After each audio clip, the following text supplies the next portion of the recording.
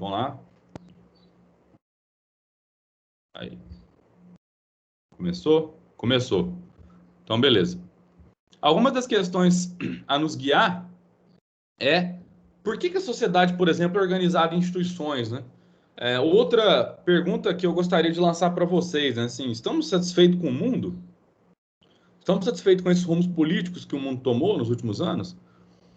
O que a gente mudaria se a gente pudesse em nossa sociedade, a nível regional, a nível estadual e a nível federal, né? E, por fim, existe alguma forma mais eficaz de organização política? Eu gostaria de abrir para vocês. Alguém quer comentar alguma dessas questões? Alguém quer fornecer alguma outra questão? Quer fazer algum comentário antes da gente começar?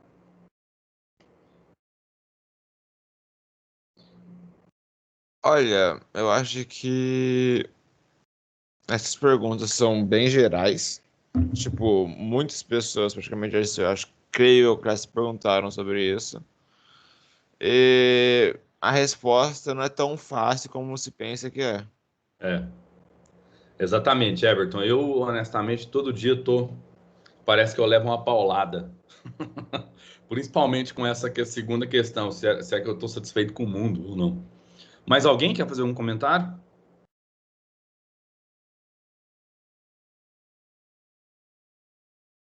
Alguém? Bom, creio que não. Creio que não também. Então vamos dar seguimento. Deixa eu fazer só o download da lista aqui.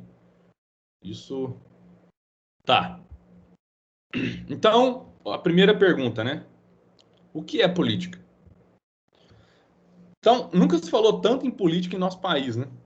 Mas o que vem a ser política, né?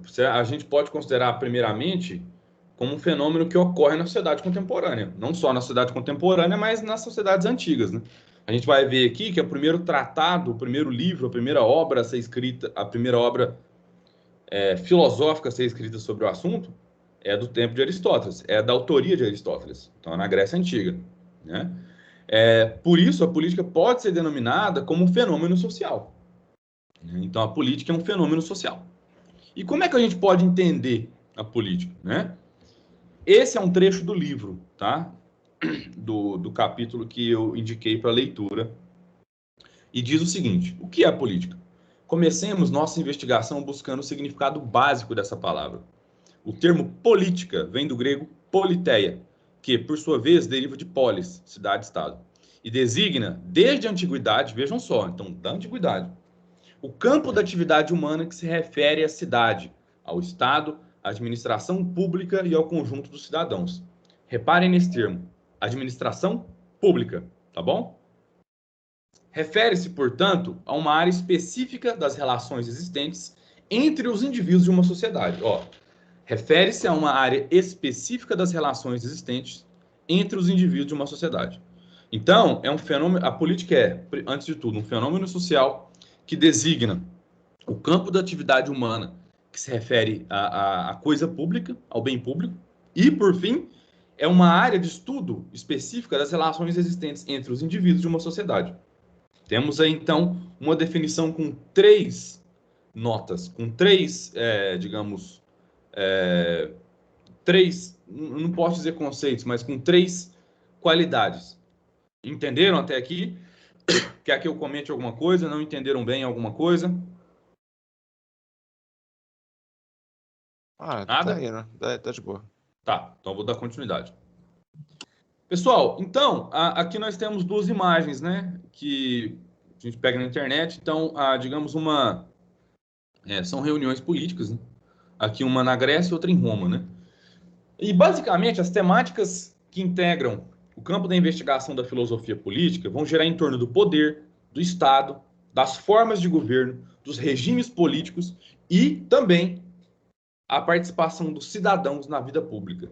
Eu acho que, hoje em dia, o fenômeno político ele tem se tornado cada vez mais complexo também graças às mídias sociais, à internet, né? A dinâmica política no espaço, nesse espaço virtual, né? No chamado ciberespaço. E é uma coisa que nós vamos estudar também, só que no segundo semestre, tá bom? Aqui agora, então, dentre esses conceitos que estamos tratando aqui, né? Poder, o Estado, as formas de governo, os regimes políticos, nós vamos tratar especificamente do poder, né?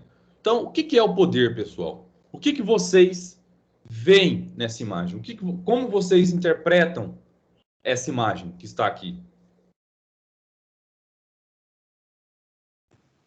Que seria basicamente com a junção de muitos se faz a força, algo do gênero. É que nem aquele ditado, né? A união faz a força e açúcar. Piadinhas à parte, piadinhas ruins à parte. Isso que o Everton falou é o correto. Eu gosto. É o correto. Então, a soberania, que é um conceito que nós vamos ver, né, mais para frente, a soberania, ela é popular, é do povo, né? Então, eu acho que essa imagem diz muito sobre isso, né? Eu acho que às vezes nós, principalmente no Brasil atual, a gente esqueceu disso. E eu, como professor de filosofia e uma pessoa que está ensinando vocês, né, filosofia política, eu digo, antes de tudo, que vocês, estudantes, adolescentes, são uma parcela, talvez, talvez não, é uma parcela de extrema importância para a definição dos rumos políticos desse país. Eu, longe de querer definir um rumo para vocês, eu quero fornecer o subsídio conceitual, filosófico para vocês terem a própria postura de vocês, defenderem com palavras próprias, com ações próprias aquilo que vocês acreditam. Eu acho que é isso o grande papel da educação. E é por isso que a gente, nesses dias, né, eu acho que a instituição, a educação, tipo, professores, alunos, escolas, está sendo tão criticada, né? Porque, só abrindo parênteses, eu passei um vídeo para o primeiro ano, um vídeo introdutório sobre filosofia. E o professor, ele fala assim, né, que ele fala sobre essa questão de como nós hoje, professores, estamos sendo tidos como doutrinadores, né? Aí ele fala, nossa, eu tenho 6 salas com 30 alunos cada, então se eu somar não, se eu fazer as contas, então 6 vezes 30 vai dar 100. Eu tenho, então, eu estou doutrinando 180 alunos. Por ano, por ano eu posso doutrinar tantos alunos. Nossa, então eu estou doutrinando muita gente. E a gente sabe que o professor não faz isso. O professor não tem essa capacidade e nem quer ter a capacidade de doutrinar ninguém, né? Principalmente nós, professores de ciências humanas, nós estamos mais preocupados em fornecer conceitos básicos, conceitos chaves, seja em história, filosofia, sociologia, geografia, né? Nós estamos muito mais preocupados em oferecer, em educar vocês com esses conceitos básicos para que vocês construam o conhecimento de vocês. Eu estou mais preocupado com isso. Então, a ideia aqui é colocar vocês de frente à compreensão desses conceitos, né? E o conceito primário que nós estamos estudando é o poder. O que vem a ser o poder? Primeiramente, ele vai derivar dessa palavra latina, né? Potere, posse, e que refere, olha só, veja que interessante, essa palavra, ela designa ou refere a capacidade, a força ou recurso de conduzir um processo e produzir efeitos.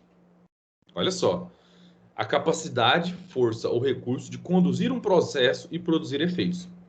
Então, o poder, ele pode ser entendido desde aquela força que você desempenha em uma mesa para tirá-la de um lugar até colocar outro. Eu tenho poder físico, talvez.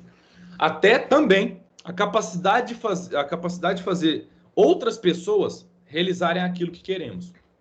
Por exemplo, convencimento. Certo? A filosofia política, então, ela vai investigar o poder social. O poder que emana das relações entre os seres humanos. Tá certo? Alguma dúvida quanto a isso? Não? Então tá. Vamos lá, vou dar seguimento. Qual que seria a relação, então, entre o poder e a política? Pessoal, aqui tem uma definição desse filósofo, que é o Jacques Rancière, que é um filósofo francês, que eu gosto muito. E ele é um filósofo contemporâneo, e as últimas reflexões dele vêm sendo no intuito de demonstrar como arte e política estão correlacionadas e visam o seguinte: que tanto arte quanto política seriam maneiras de organizar o sensível, ou seja, de dar a entender, de dar a ver, de construir a visibilidade e a inteligibilidade dos acontecimentos. A política seria uma forma de exercer poder sobre modos de se perceber a realidade. Com base nisso, analisem a imagem.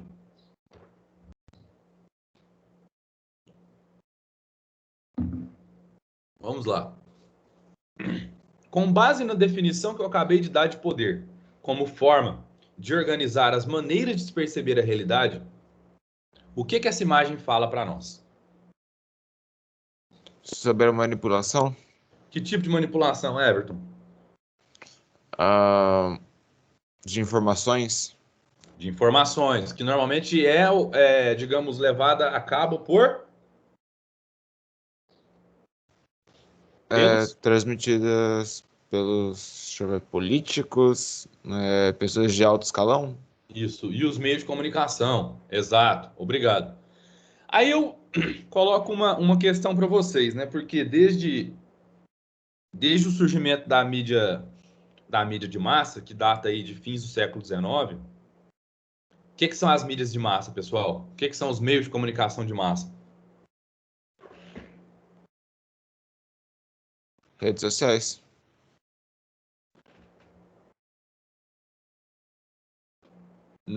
Não e sim. Eu vou explicar isso depois. Não e sim. Tá, mas o Everton colocou as redes sociais, a Emily falou jornais, TV, etc. Exato. Antes disso, eu vou pegar o gancho na resposta do Everton. Quando ele fala redes sociais. A principal característica, Everton, dos meios de comunicação de massa, e aqui a Emily já colocou, jornais, TV, revistas, rádio, né? A principal característica desses meios de comunicação é a não segmentação do público. O que vem a ser a segmentação?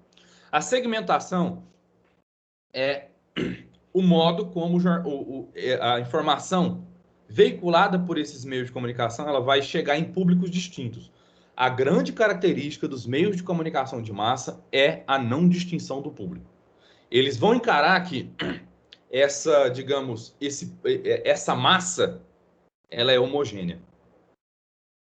Agora, as redes sociais da internet, essas redes que elas surgem com o advento da internet de 95 para cá, de 1995 para cá, elas têm como principal, digamos, característica a segmentação do público.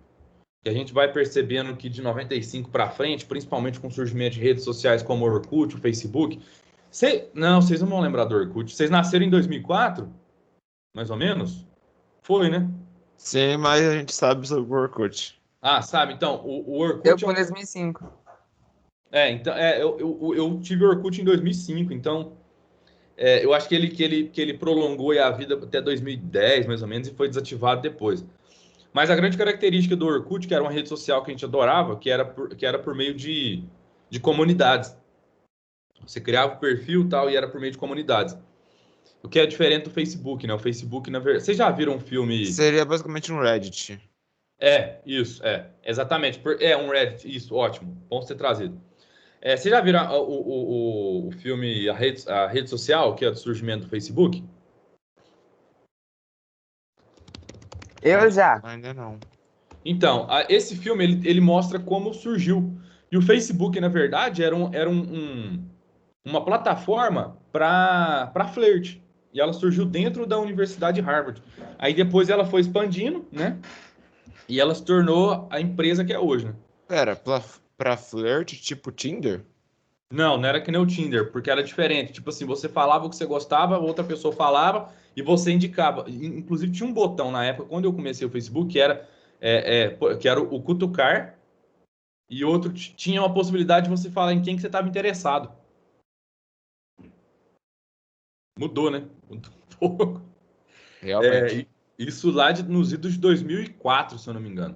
2004, 2006 tal, e por aí vai. Então, o que acontece? A grande característica, Everton, dos meios de comunicação, das redes sociais e internet, dos meios de comunicação digitais, é que, a partir do fenômeno das redes sociais digitais, das redes sociais e internet, o público ele começa a ser segmentado e a produção de informação é direcionada para segmentos específicos, entendeu? Essa é a grande diferença entre os meios de comunicação digitais e os de massa. No entanto, por isso que eu disse que as redes sociais elas não são um meio de comunicação de massa. No entanto, o sim é por outro motivo. Porque com a popularização dessas redes sociais, com a popularização da internet, com o advento como é que fala? Da convergência digital. O que é convergência digital? Diversos meios, eles começaram a estar presentes em um só, que é o celular, o smartphone. Então, com o celular eu posso ouvir música, eu posso tirar foto, eu posso navegar na internet, posso fazer tudo isso. Então, a conversão digital implica exatamente isso. São diversos modos de se comunicar convergidos em uma única mídia. Perdão, em um único aparelho. Com o advento dos smartphones, dos notebooks, né? Dos laptops, e tudo isso, com essas tecnologias móveis, né? A internet começa a se popularizar. Mas popularizar não significa ser de massa, né? Então, hoje, nós podemos dizer que as redes sociais e a internet, elas são populares, mas elas continuam não sendo de massa, tá? Porque aí a diferença recai sobre o que eu falei, né? Que é o modo de produção, o que vai caracterizar um meio de comunicação do outro é o modo como a informação ela vai ser direcionada para determinados grupos. Então, eu acho que, no final das contas, essa imagem, ela é um pouco, não quero dizer errada, mas ela é deslocada do nosso tempo, dando a entender que, e eu fico com muito receio, quando a gente fala que os meios de comunicação, eles nos, como é que chama, gente? Eles nos manipulam, né? Porque normalmente a ideia que nós temos é que os meios de comunicação de massa eles nos manipulam, mas a internet nos liberta. A internet nos mostra conhecimentos geniais, né? Então é por meio do jornal impresso, que eu estou sendo enganado de que a Terra é redonda. E quando eu vou lá pro YouTube, quando eu vou para os blogs, eu vejo a verdade, que a Terra é plana. Então a gente tem que tomar bastante cuidado com isso, tá? Mas, como estudioso de mídia, como eu já falei para vocês, eu dei aula no curso de comunicação social por 4 anos, isso ajudou a me definir também enquanto pesquisador, enquanto professor, né? Eu sei que a manipulação, na verdade, hoje, ela é, digamos, mais rebuscada, ela é mais elementar. Nós estamos falando aqui de algoritmos. Então, hoje, a internet, sobretudo as redes sociais da internet, elas são moldadas para parecerem aquilo que nós queremos, aquilo que nós ansiamos. Quem já viu o filme O Dilema das Redes? Eu. Quem não viu, assista. É maravilhoso. É muito bom. Quem não viu, assista. Tem disponível no Netflix. Bom, vamos passar aqui. Thor, você tá usando o chat como lousa? Exatamente, Alan. Exatamente, estou usando como lousa. Eu não sou que nem o professor Rafael, que faz aquela lousa bonitinha, aquela coisa toda. Infelizmente, eu não sou tão organizado. Então, pessoal, o poder, ele pode ser distinguido entre o poder econômico, o poder ideológico e o poder político. Essa é uma distinção muito básica que a gente vai ver quando a gente começa a estudar filosofia política e ciência política, tá? Eu vou falar o que cada um corresponde e eu vou querer exemplos de vocês. Então, vai pensando. O poder econômico para tomar as decisões. Por exemplo, commodities, né? O petróleo, o ouro. Oi. Repetir a última parte? Sim, Camille, repetir essa última parte aqui, né? Você tá falando, né? Tá. Tá, então é o seguinte, o poder, isso que a gente está estudando aqui, né? Que a gente começou a ver, ele pode ser dividido entre poder econômico, poder ideológico e poder político. Essa é uma distinção, Camille, estabelecida pelo filósofo italiano Norberto Bobbio, tá? Então, por exemplo, poder econômico é relativo ou referente aos bens materiais, né? Digamos, a riqueza material de um determinado país. Então, quem detém o poder econômico detém grande parte do poder, né? E o que nós estamos entendendo aqui como bens materiais, esse poder econômico? Por exemplo, as commodities, que digamos, esses bens materiais que eles são a base, né, da economia, pelo menos no Brasil, que é o petróleo, o gás natural, soja, essas coisas como um todo, né? O ouro nos Estados Unidos. Camille, era isso que você queria que eu repetisse? Tá. O poder ideológico, que seria basicamente isso aqui, né?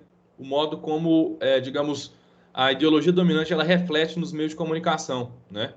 Ela busca, né, no caso, a manipulação, e voltando aqui ao Rancière, a manipulação dos modos de perceber a realidade. Ou seja, manipulação de visão, de acontecimento, de ideais, está escrito errado aqui, ó, ideais. E, digamos, o poder ideológico tem como, digamos, sobretudo, influenciar indivíduos. E o poder político, por fim, né? Que seria derivado aí dos partidos políticos, do executivo, dos governadores e por aí vai. Né? E é o poder político que detém os modos de... Tem um termo lá em sociologia, em Durkheim, que é de coerção, né? Então a palavra seria coerção. Uma palavra bem importante aqui que vocês devem ver em Durkheim. Né? Aí a questão é o seguinte: eu gostaria que vocês exemplificassem cada um desses modos. Então, poder econômico, poder ideológico, poder político. Vamos lá, ou seja, me dê exemplos. Pode ser escrito, tá? Também.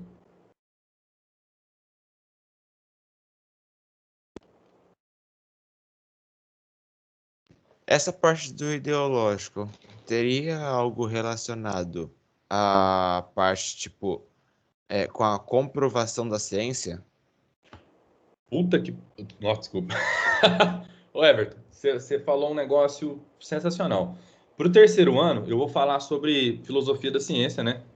E uma das reflexões que eu vou apontar é como a ciência, como forma de produção humana, tá? Quando eu estou falando de forma de produção humana, eu estou encarando a ciência como uma forma de produção de saber, de conhecimentos, da mesma forma que a arte, que a utilização das mídias de forma geral, que é mais a política, né?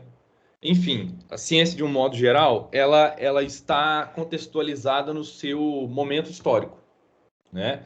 E a ciência, ela acaba por estar sujeita a essas contradições do seu tempo. Por que eu estou falando que isso que você falou é uma observação muito sagaz, uma observação muito, muito fantástica? Por quê? Muito bacana. Porque mais do que, eu acho que talvez de 10 anos para cá, nunca se colocou tanto em dúvida o conhecimento científico. E a dúvida que se coloca é uma dúvida gerada sobretudo, né, pelo poder ideológico, pelo poder político. Eu costumo falar o seguinte: todo mundo aqui já deve ter ouvido falar do chamado politicamente correto, né? O politicamente correto é uma forma O de... pica-pau não era. Oi? O pica-pau não era. Isso, mas aí eu vou te propor, Alan, uma reflexão que é o seguinte: politicamente correto é uma forma de correção do status quo. Olha só, vou escrever isso. Calma. Professor, eu já ouvi esse tal de status quo Isso. em uma música, mas tudo bem. Tem uma música sobre isso? É de musical, mas relaxa. O que é o status quo, então, Alan? Você ouviu a palavra, mas você sabe o que significa? Tem que se ater ao que você sabe fazer? Não, o Alguma status coisa quo, na assim. verdade, é a consciência coletiva. né? É aquilo que é tido como digamos, correto, né? Sim, sim. Então, o que acontece? Quando eu falo isso é um pensamento meu, uma reflexão minha, né? Que aquele que detém o poder detém os meios de determinar o politicamente correto. Calma lá. Por que eu estou dizendo isso? Tem uma banda que eu ouvi muito quando eu era adolescente e eu ainda gosto, que é o Iron Maiden. Uma banda de heavy metal. E os primeiros singles, os primeiros álbuns do Iron Maiden, em 1979, 1980, a imagem, quem conhece o Iron Maiden sabe que eles são muito famosos pelas capas, né? E as primeiras capas do Iron Maiden era o Ed, que é a criatura lá, né? O morto-vivo, perseguindo ou dando uma machadinha na Margaret Thatcher. Quem era a Margaret Thatcher? A Margaret Thatcher era a primeira dama, a chamada Dama de Ferro, na Inglaterra, conservadora. Né? A Margaret Thatcher, então, era a primeira dama, não, a primeira ministra, que é diferente. Era a primeira ministra da Inglaterra. E a gente sabe que na Inglaterra o rei reina, mas não governa, e quem governa é o primeiro-ministro. Então a Margaret Thatcher era a pessoa que governava. E ela era conhecida por ser dura, né? Mão de ferro, tal, conservadora. E o Iron Maiden naquela época, naquela ocasião, fazia as capas do Ed, dando uma machadada nela ou indo atrás dela. E isso gerava uma repercussão, tipo, muito, nossa, um choque, né? Naquele contexto, as capas do Iron Maiden eram politicamente incorretas.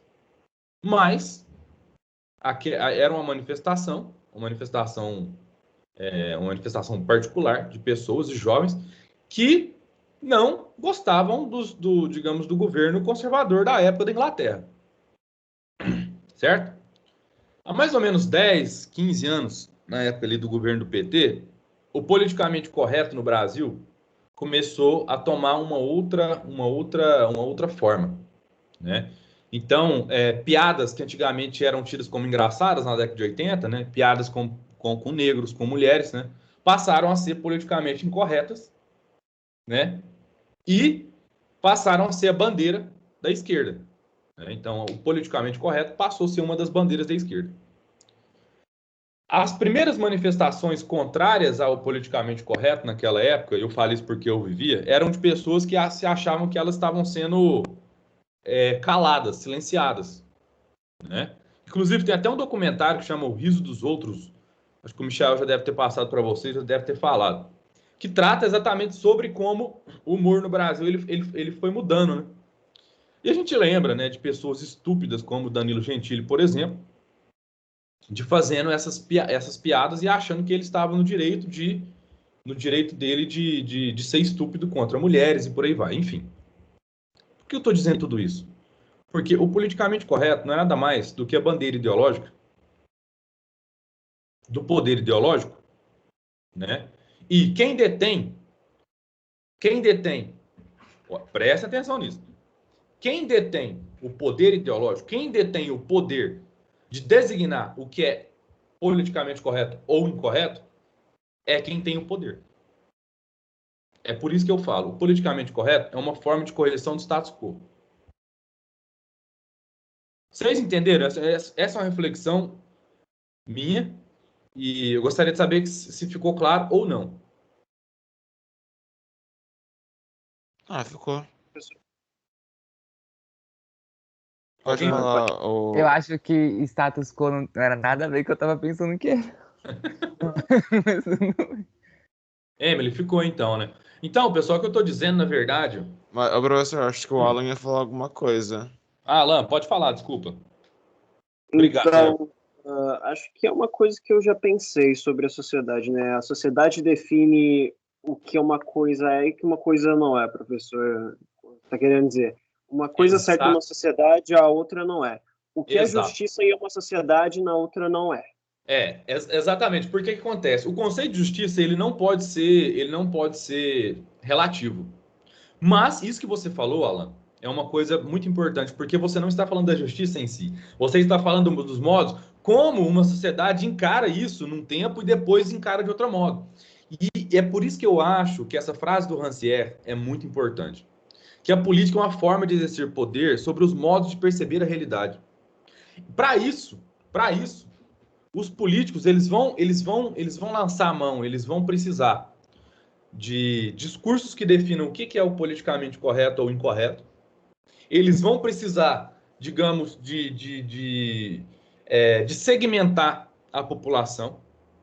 Olha, gente, não estou falando de político específico, não estou falando de crenças específicas de nenhum, mas o que eu quero dizer, no final das contas, só para dar um exemplo bastante claro, é que o que o bolsonarismo faz é algo semelhante que o petismo fez, que é destinar a informação, destinar o seu discurso para uma determinada parcela da sociedade.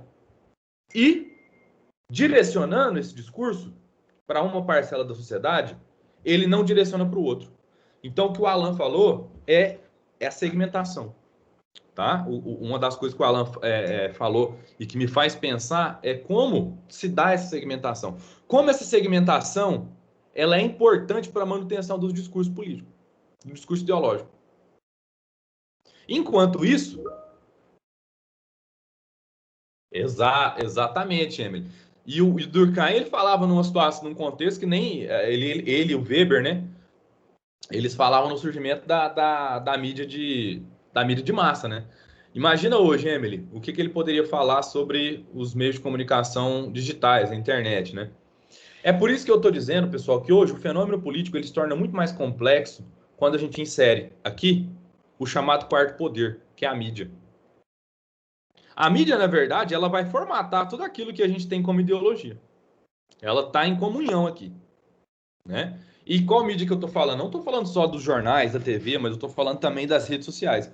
Porque a gente vai falar sobre isso depois, né? Mais para frente. Mas o que os algoritmos fizeram, o que a inteligência artificial fez com as redes sociais e a inteligência artificial desenvolvida pelo Facebook, o que o Facebook fez com o debate político foi sem precedentes. Isso fica muito claro no dilema das redes sociais, né? O dilema das redes, no documentário. Então, assim, para a gente entender que a dinâmica política é um pouco mais complexa do que simplesmente falar você é de esquerda e direita. Vocês estão vendo? Tá vendo que o negócio não é simples assim, né? Então, nesse trecho, lembrando que os slides e o livro que eu me baseei para fazer as aulas já se encontram no Moodle, tá? O Norberto Bobbio, que é o filósofo italiano, que a gente viu aqui, que foi responsável por essa disposição aqui, por essas definições, vai falar que o poder político em toda sociedade de desiguais, o poder supremo. Ou seja, o poder ao qual todos os demais estão de algum modo subordinados. Olha só, todos os demais poderes estão subordinados de alguma forma. O poder político é o sumo poder. O poder cuja posse distingue em toda a sociedade o grupo dominante. Então, aquele que detém o poder vai se distingue dos demais. Né? De fato, o poder coativo, ou seja, aquele que coage, aquele que implica coerção, é aquele que todo grupo social necessita para se defender de ataques externos ou para impedir a própria desagregação interna. Eu acho isso fantástico, isso que ele fala. Porque o que ele está querendo dizer, no final das contas, é que o poder político é aquele que todos os outros demais poderes vão querer almejar para manter o poder nas mãos de poucos. É basicamente a dinâmica da sociedade contemporânea. Basicamente a dinâmica do que vem ocorrendo na nossa sociedade. E se eu pudesse me apresentar para vocês qual que é a minha definição política, eu acho que hoje eu estaria dentro de um... E eu não estou falando de definição ideológica, tá? Eu estaria dentro eu sou cético pra caramba. Eu sou uma pessoa que acredita que, na verdade, que tudo isso que nós estamos vendo no Brasil, no mundo, é um teatro. E que os verdadeiros donos do poder, eles estão usando tanto os políticos como nós como peças no xadrez. E nós, o povo, nós somos talvez a peça mais... Ao mesmo tempo que nós somos importantes, nós somos irrelevantes. Olha que curiosidade isso, essa contradição, né?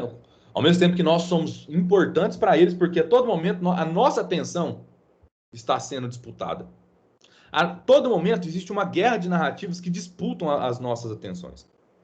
Então, ao mesmo tempo que nós estamos sendo disputados, eles sabem, e os donos do poder, eles sabem que a gente não vai fazer nada, que nós estamos sendo cada vez mais hipnotizados. A gente é como o quê, senhor? Não entendi. Nós estamos sendo hipnotizados, somos como peças no xadrez desse pessoal. Nós somos peões. Né? Nós somos os peões. Entendeu, Alan? Que coisa. Agora, como o assunto da aula é o bem comum, eu fiz toda essa introdução para a gente chegar nesse conceito aqui. Né? E o bem comum é um conceito curioso, porque é um conceito que vem lá da política antiga, lá da filosofia de Aristóteles. Né? Lá da filosofia de Aristóteles. E é um conceito, né, que visa, digamos assim, eu não sei se eu posso falar regulação, mas visa a harmonia, a vida justa. Né? Lembrando que, para os gregos, a finalidade da vida política era a justiça na comunidade. E a justiça é o quê? Para Aristóteles, é a justa medida. Vocês chegaram a estudar isso, né? A filosofia política do Aristóteles, no ano passado? Eu do que eu me lembro, sim. Uhum. Então, ótimo. Então, a vida justa, ótimo. A vida justa, a vida boa, para Aristóteles, é a justa medida. Né? E a justiça, né, ela pode nos guiar nessa, digamos, nessa vida harmoniosa, na vida pública, na vida política, né?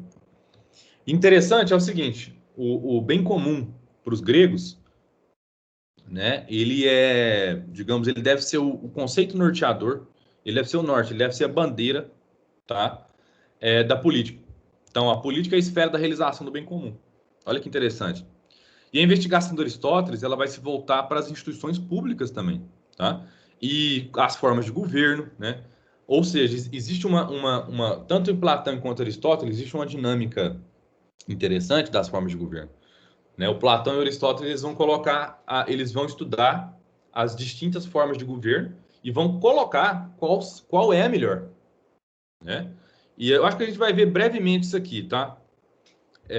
Então, assim, o Aristóteles ele coloca, no estudo que ele faz mais sistemático da política, ele vai colocar qual é a forma de governo mais apta a governar a cidade. Né? E, enfim, isso aqui são trechos da história da filosofia política. E a partir dessa reflexão, eu trouxe o vídeo que eu disponibilizei para vocês. Quem aqui viu o vídeo? Eu vi. Eu tenho uma dúvida. Tá, vai lá, o Everton.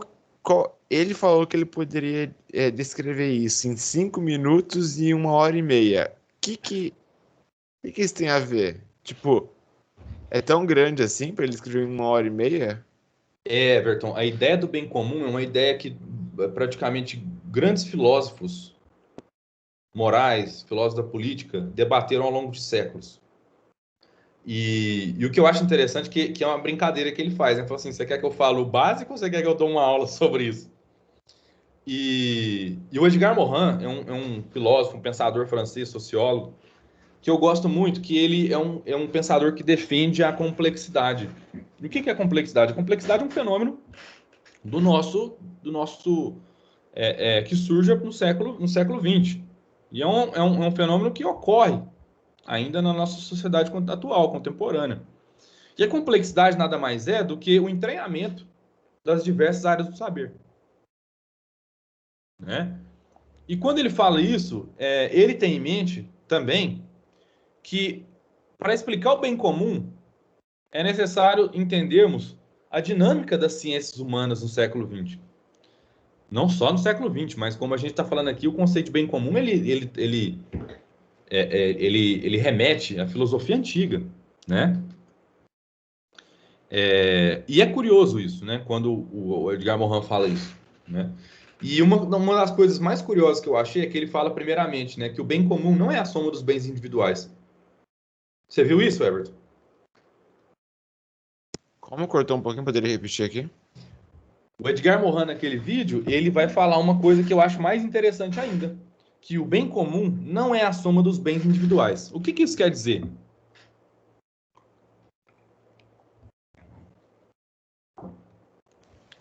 Que não é a soma dos bens individuais. É. O bem comum, nessa hora, esse bem comum eu colocaria mais algo que a sociedade vê que é o básico para viver. Ó, ótimo, ótimo. Você falou tudo. E o que seria o básico para a sociedade viver?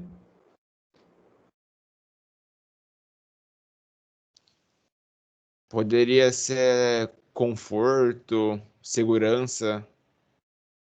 Ótimo, perfeito. Pessoal, alguém mais quer fazer um comentário a partir disso que o Everton falou?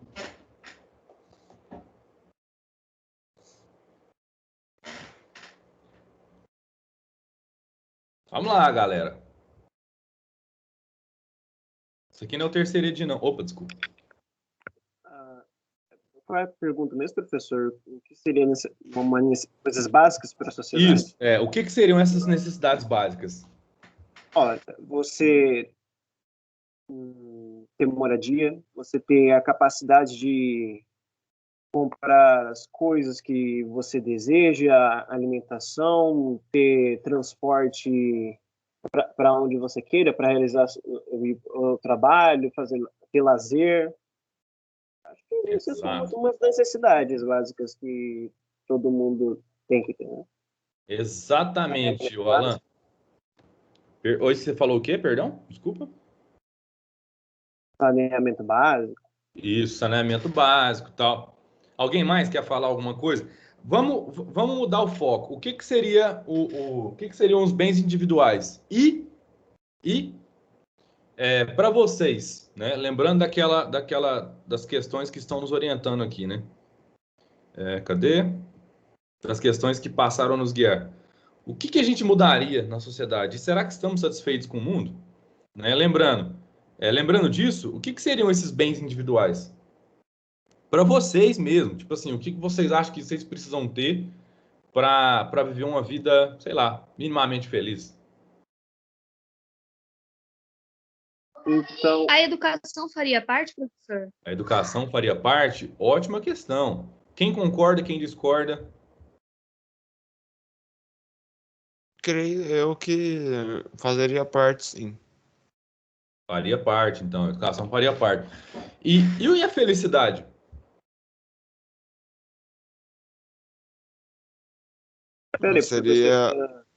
Seria basicamente uma parte do entretenimento, então seria bem importante também.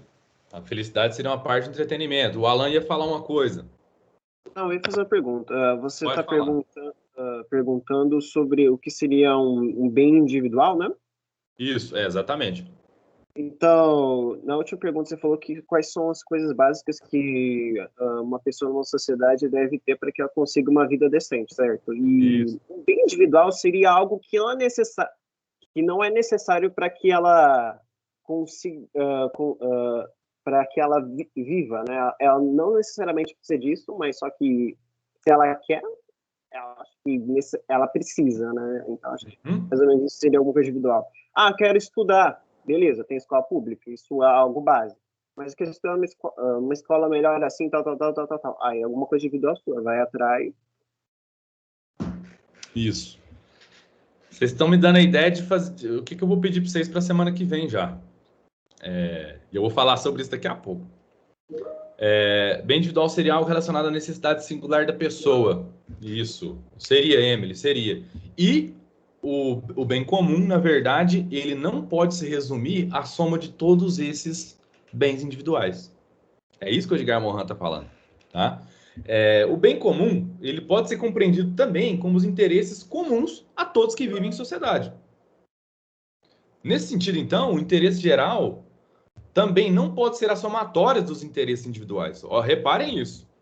O bem comum pode ser compreendido como a soma dos... Não a soma, mas o bem comum pode ser entendido como os interesses da sociedade como um todo, dos interesses comuns. E se os bens podem ser entendidos como os interesses, então os bens comuns eles não podem ser a soma dos interesses individuais. Olha que interessante isso. Porque se assim fosse, uma determinada classe de pessoas que detém o poder político, elas vão poder simplesmente sobrepor as suas vontades a daqueles que não se veem participando na vida pública. Olha só, o grande argumento aqui é esse, porque aqueles que detêm o poder político, eles podem fazer sobrepor a sua vontade àquelas pessoas que não participam da vida pública. E no Brasil a gente sabe que há muitas pessoas que não participam da vida pública, da vida política. Nós mesmos, numa democracia representativa, a gente participa muito pouco, né? A gente não lembra de quem votou e a gente não cobra os nossos candidatos, os nossos deputados. Vocês devem votar nos próximos anos, né? Vocês estão fazendo 16. Então, lembrar disso. O voto, na verdade, acho que ao mesmo tempo em que você tem um interesse individual ali, é claro que o seu voto ele também tem que ser pensado visando esse bem comum, né? Hoje, falar disso é uma coisa muito complicada. Então, para a gente entender melhor, basta pensar na situação de um país ocupado por outro país. E esse é o exemplo que o Edgar Morin dá no vídeo. Né? Então, vamos pensar, o país A, ele está colonizando o país B. Qual seria o bem comum do país B, o colonizado? Vamos lá. Qual que é o bem comum do país B? Qual que seria o bem comum? Ou seja, o interesse comum, o interesse social do país B, o colonizado. Qual seria?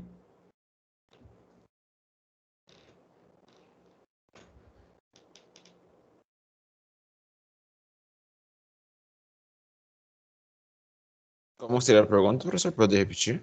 A pergunta seria, nós temos dois países, o país A e o país B. O país A coloniza o país B, certo?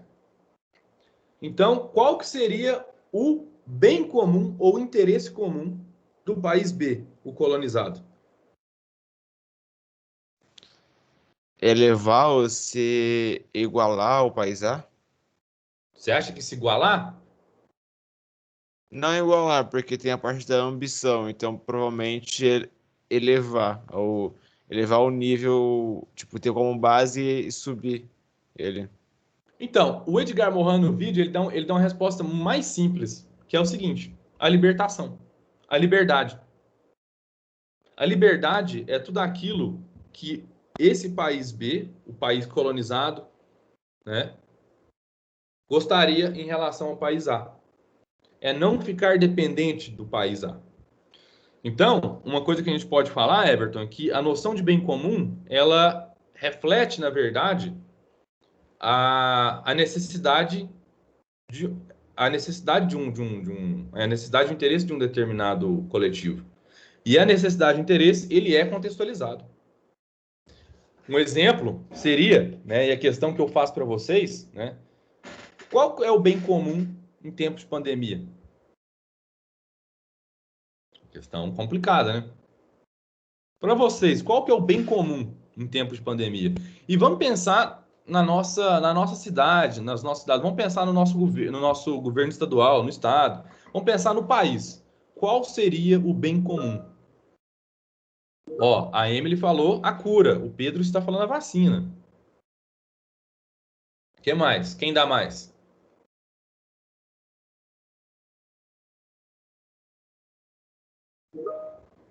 Uma maneira de prevenir. O Osmar falou. A liberdade também, a Emily está falando.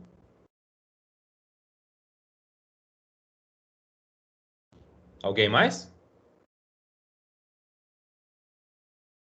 Eu diria que no estado de pandemia, acho que o interesse que todos têm é que tenham a condição de poder ficar em casa e ter como se sustentar sem trabalho, algo do tipo. Acho que isso seria mais ou menos o interesse. O Alan, eu vejo que o Alan está falando como um complemento de tudo isso, né? Sendo dito, né?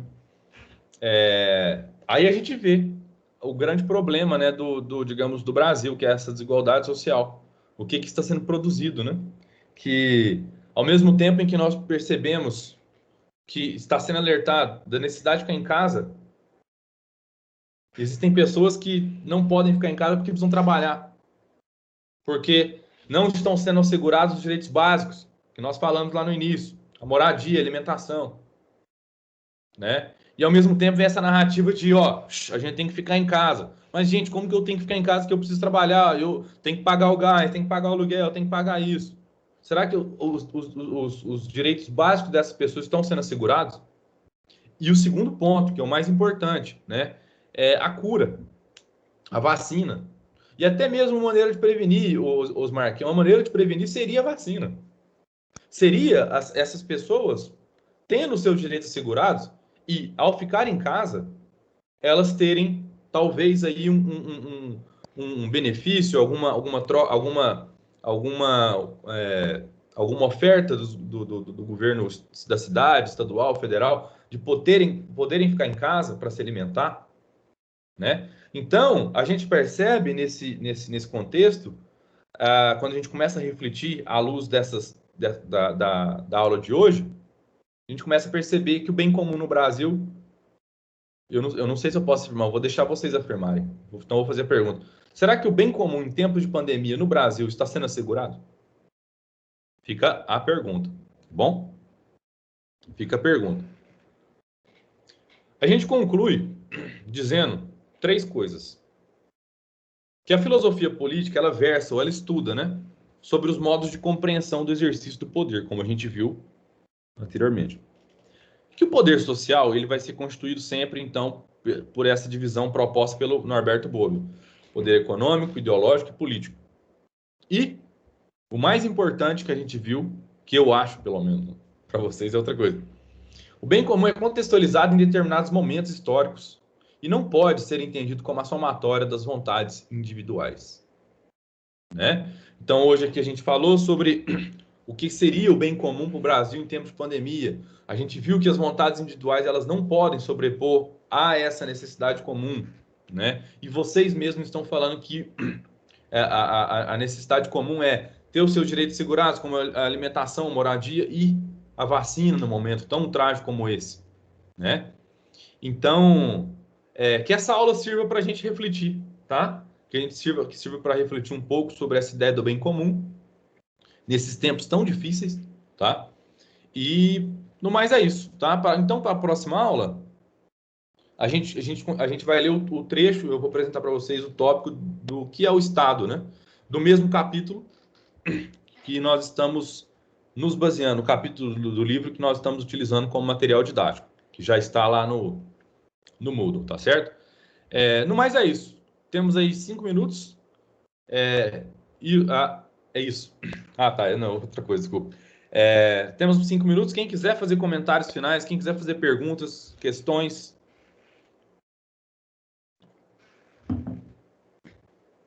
Críticas, memes. Vai lá, Ever. Agora eu não tenho, cara. Deixa eu falar.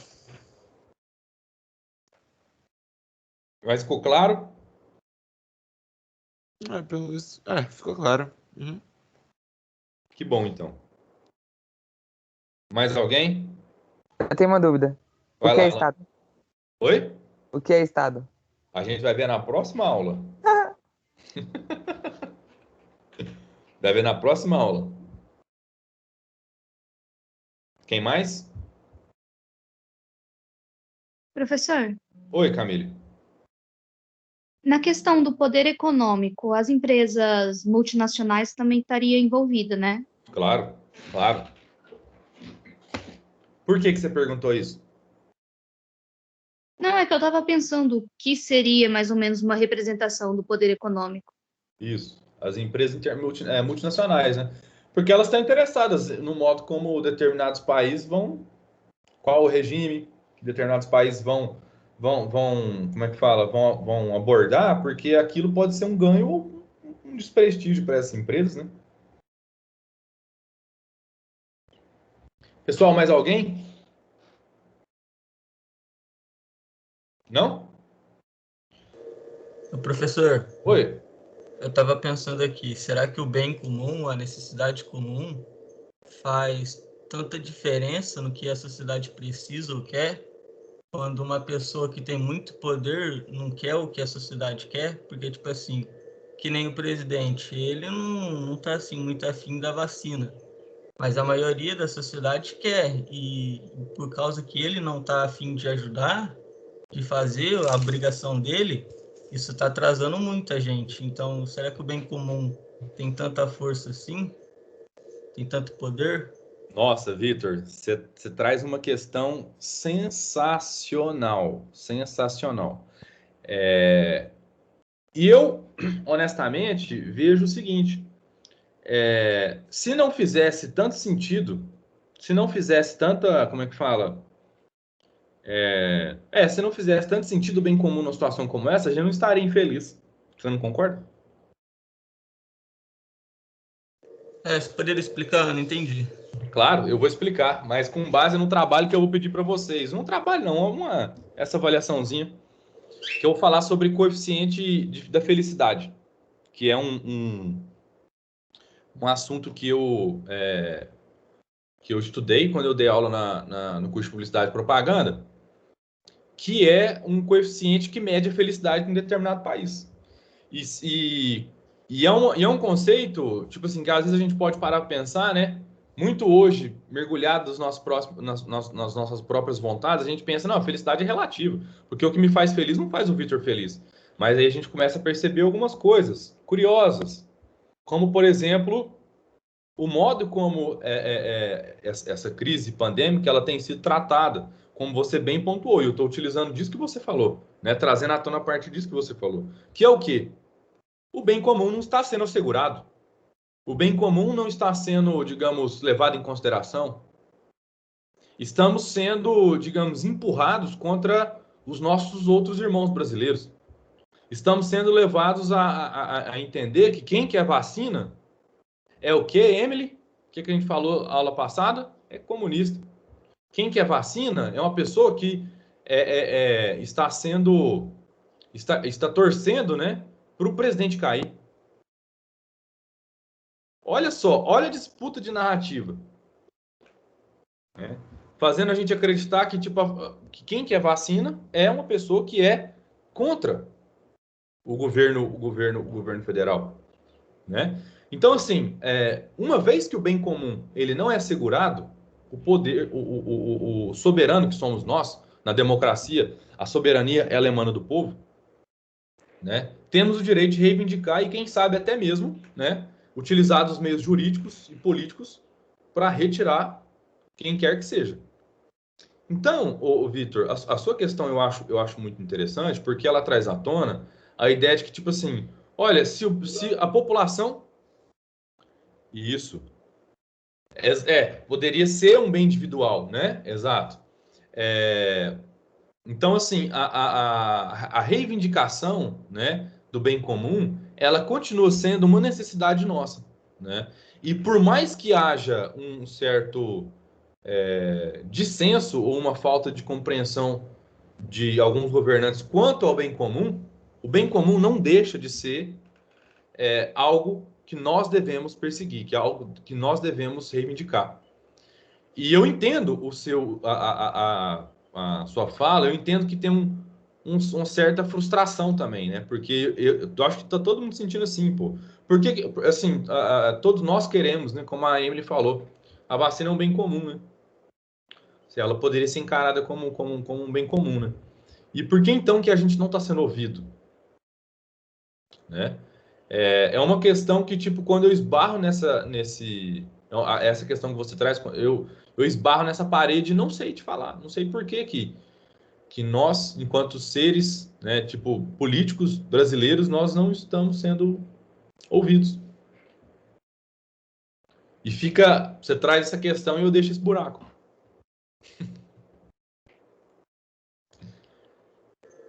Então acaba todo mundo na dúvida aí. Mas uma coisa que uma vez que o bem comum ele não está sendo assegurado, não significa que a gente não deva ter, não deva reivindicar por ele, né? Eu acho que no final das contas, o que a gente precisa é ter consciência de que digamos, reivindicar por essas melhores condições de vida, pela vacina, é um bem comum. Nós estamos reivindicando isso, nós precisamos disso. Porque senão a gente vai ficar nessa situação até quando? Abrindo parênteses, toda semana a gente recebe notícias de pessoas próximas à nossa a nossa que morreu, né? Hoje eu recebi a notícia de que uma amiga da Camila, minha esposa, muito amiga mesmo, perdeu a avó essa madrugada. E ela morreu, tipo assim, à noite ontem e enterrou logo em seguida. 1 hora, 2 horas depois. E ela falou um negócio que me deixou muito chocado. Que nem coloca roupa nos mortos. Coloca a pessoa dentro de um saco e enterra. Dentro do caixão. Olha como isso é desumano, né? Como está sendo desumano. Né? Enquanto isso, a nossa vontade comum, a nossa vontade enquanto povo não está sendo assistida. É muito triste isso, né? Bom, é isso, pessoal. Agradeço aí, porque eu acho que já 10, já passou 2 minutos. Agradeço imensamente as questões feitas, tá? E eu vou colocar não é avaliação, mas é uma tarefa para vocês fazerem para a semana que vem, tá bom? Aí eu aviso nos grupos. Muito obrigado e tenham uma ótima manhã. Tchau. Valeu, professor. Obrigado vocês. Senhor, eu mandei a música lá do Status Quo no seu WhatsApp, tá? Tá bom. Obrigado. Tchau, senhor. Tchau, gente. Um abraço, tenham um ótimo dia. Ô, professor, Oi. tem um tempinho ainda ou não? Sim, pode falar, eu tenho. Tá, tudo bem. Então, professor, eu acho que uma coisa que não ficou muito clara é que o tema da aula hoje trazido para você é nos explicar o que é política e como ela, diversas formas que ela influencia na sociedade, basicamente é isso. Entendi muito bem. Você quer que eu explique isso? Qual foi o tema central da aula que eu não consegui compreender? Você falou sobre política, você falou sobre os poderes, você falou sobre o bem comum. Tá. Então, basicamente, o tema central da aula eu tentei sintetizar nesses 3 pontos da conclusão, Alan.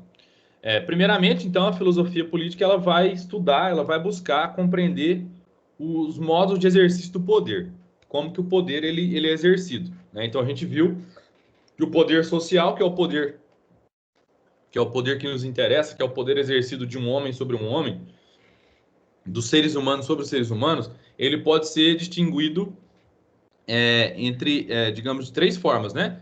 O econômico, o ideológico e o político. Inclusive, até a Camille falou sobre o poder econômico ser exercido também por multinacionais, correto? Esse é o primeiro ponto. Então, que é o segundo que eu já falei, né? Então, o poder social ele vai ser constituído pelos poderes econômico, ideológico e político. E, por fim, né, o bem comum, que é um conceito que atravessa a filosofia política e que, de certo modo, é um dos conceitos chave para entender a filosofia política antiga e que, na verdade, acaba sendo até tratado na contemporaneidade com aquele vídeo que eu passei lá do Edgar Morin, né? O bem comum ele é contextualizado em determinados momentos históricos e ele não pode ser entendido. O que é contextualizado em determinados momentos históricos, Alan? Significa que ele está suscetível às mudanças que ocorrem na sociedade. E essas mudanças, elas podem, digamos, ajudar na construção ou na identidade de um bem comum, de um bem coletivo. E o bem coletivo, o bem comum, ele não pode ser a somatória das vontades individuais. Você entendeu? Entendido. Se eu pudesse resumir essa aula, a gente resumiria do seguinte modo, que a filosofia política ela versa primeiro sobre o poder social, né, e busca compreender as raízes do bem comum. É isso. Tá bom? Acho que compreendi, professor. Caso eu não vi a aula, esse slide está disponível lá no Moodle, certo? Sim. Eu vou dar uma olhada. Aí, na próxima aula, se tiver alguma dúvida em relação a isso, eu vou tirar ainda. Pode ser. Tá bom, então. Tá bom? Obrigado, viu? Obrigado, professor. Eu diria que terça-feira é o melhor dia da semana. Por causa de sociologia e filosofia. Que bom. Vou falar isso pro professor Michael depois. Ele já sabe. Que bom, então. Tenha um ótimo dia, Alan. Tchau. Igualmente, professor. Boa semana. Você também.